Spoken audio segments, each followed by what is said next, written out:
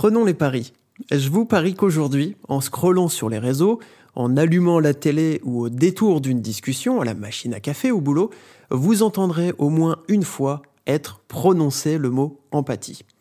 L'empathie est dans toutes les bouches, c'est très à la mode et quelque part c'est tant mieux. Mais sait-on toujours de quoi nous parlons exactement ? L'empathie n'est pas juste un mot tendance à balancer comme ça pour impressionner son petit monde. L'empathie, c'est le ciment de relations humaines, sincères et de qualité. Et si certains semblent naître avec, l'empathie est avant tout une compétence. Excellente nouvelle, si l'empathie est une compétence, c'est donc que tout à chacun peut donc en faire l'apprentissage. Mais l'empathie, ça sert à quoi exactement ? À quoi ça peut bien servir au fond ? Eh bien, pour tenter de le dire simplement, l'empathie nous permet de mieux écouter, pour mieux échanger et pose les bases d'une communication plus saine. C'est en quelque sorte un super pouvoir qui va nous permettre de sortir de situations où deux égos souhaitant avoir raison à tout prix se confrontent. C'est aussi l'art de dépasser l'utilisation de phrases basiques du type « T'inquiète, ça va passer, demain, il fera jour », pour chercher à véritablement renforcer le lien entre deux personnes. Alors vous le savez peut-être, je suis formé à la communication non violente et dans cette discipline, dans cet art de vivre, l'empathie tient une place majeure. Mais attention, si vous pensez à la CNV comme à une manière d'apprendre à se laisser gentiment marcher sur les pieds avec le sourire, eh bien vous vous trompez. La CNV, c'est l'art de prendre la responsabilité de ce que je ressens, de mes besoins et de ce que je dis, tout en sachant laisser de la place à l'autre. Et en matière de communication non violente, Thomas Dansbourg, qui est aujourd'hui la figure francophone de cette école, a une définition de l'empathie que j'aime beaucoup. L'empathie, c'est savoir écouter l'autre en la fermant. L'empathie, ce n'est pas juste se sentir triste parce que quelqu'un d'autre est triste, ou heureux parce qu'il est heureux, comme on peut le lire dans le dictionnaire. C'est beaucoup plus profond et nuancé que ça. C'est la capacité à se connecter à l'autre de manière authentique, sans émettre de jugement, sans chercher à conseiller, sans vouloir consoler, sans essayer de répondre ou de résoudre, mais plutôt de faire preuve d'attention et de présence pour comprendre. Avant de passer à la suite avec les pièges de l'empathie, pensez à vous abonner à ce podcast soit sur YouTube ou sur Spotify. Chaque samedi, je publie du contenu pour vous aider à mieux communiquer avec les autres, ne plus procrastiner, gagner en leadership ou encore à donner du sens à votre quotidien.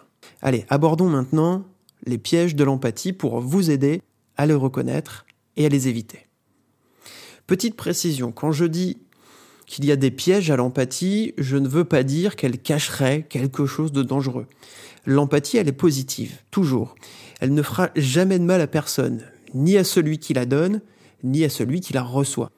Quand je parle de piège, j'introduis plutôt l'idée que nous pourrions confondre l'empathie avec d'autres choses en pensant bien faire. L'une des méprises les plus courantes de l'empathie est la fusion émotionnelle, où la frontière entre nos propres émotions et celle de l'autre devient de plus en plus floue. Imaginez-vous, auprès d'un ami qui traverse une rupture difficile. Alors qu'il partage avec vous sa tristesse et son désespoir, vous commencez à ressentir profondément sa douleur, comme si cette douleur était la vôtre. Votre cœur se serre, votre humeur s'assombrit et bientôt, vous vous sentez aussi abattu que lui. Au lieu de maintenir une distance saine qui vous permettrait d'offrir votre plein soutien, vous vous retrouvez comme submergé par des émotions qui ne sont pas les vôtres. Sans vous en rendre compte, vous avez glissé dans cette fusion émotionnelle. Et cette situation est un exemple, somme toute, classique de ce qui n'est pas l'empathie. Elle montre comment, en voulant aider, on peut finir par se nuire à soi-même.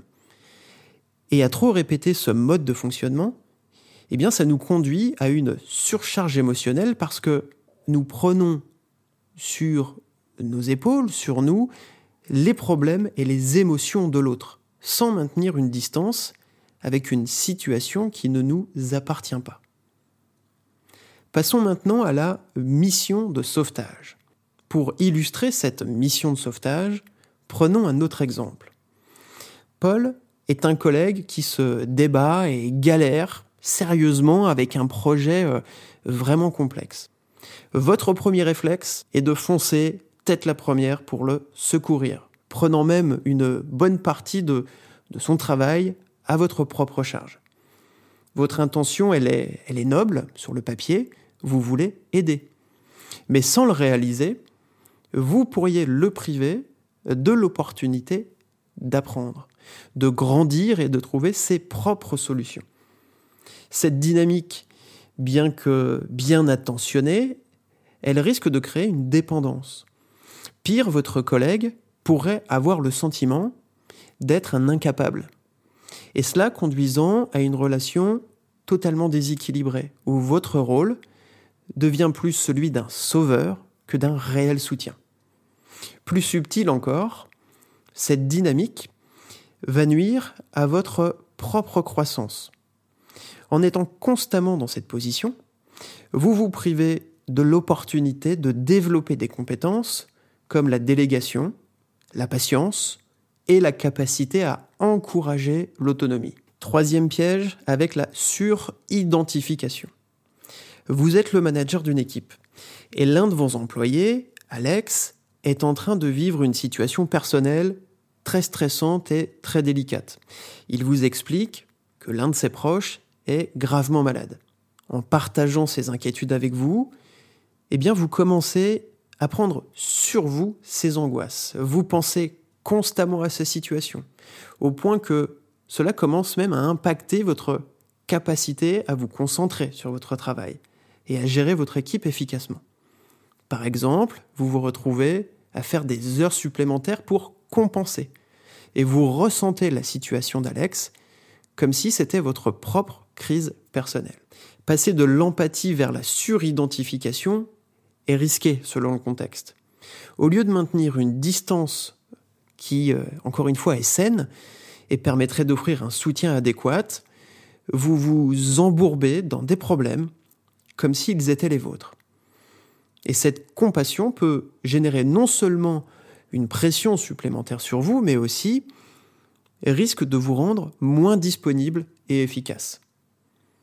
Bien évidemment, je ne dis pas que la compassion, elle est mauvaise, que vous ne devriez jamais être compatissant. L'idée est plutôt de ne pas confondre empathie et compassion pour rester dans une communication efficace et bénéfique pour tout le monde. Maintenant que nous avons fait le tour de ces 3 pièges, connectés à l'empathie, voyons comment on peut cultiver cette même empathie au quotidien. Cultiver l'empathie au quotidien, ça demande de l'engagement et implique une pratique qu'on va appeler délibérée et consciente de plusieurs compétences interpersonnelles qui vont être véritablement clés. Première clé avec l'écoute active. Elle est fondamentale.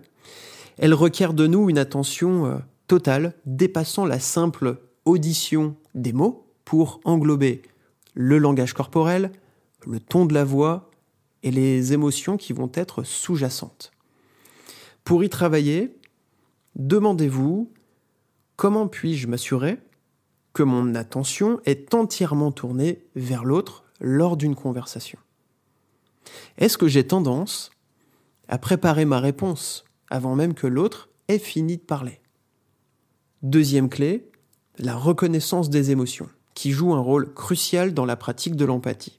Il s'agit de développer ma capacité à identifier et à nommer les émotions, à la fois en moi et chez l'autre. Questionnez-vous comme ceci pour la cultiver. Suis-je capable d'identifier mes propres émotions avec précision?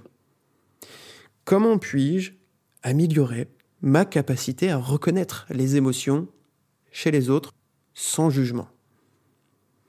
Et enfin, troisième clé, avec l'absence de préjugés, qui est une pierre angulaire de l'empathie.